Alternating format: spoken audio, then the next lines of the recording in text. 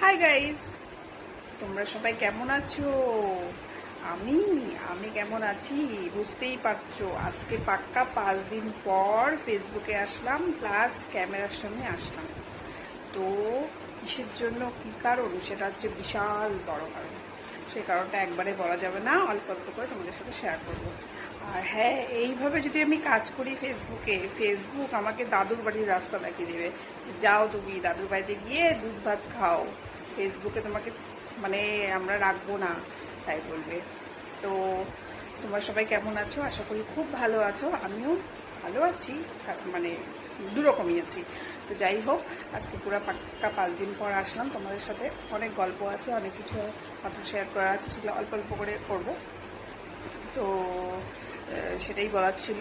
তো তোমাদের পরিবারে যেতে পারিনি, ভালোবাসা দিতে পারিনি কয়দিন, তো ব্যস্ততার কারণে আবার নতুন করে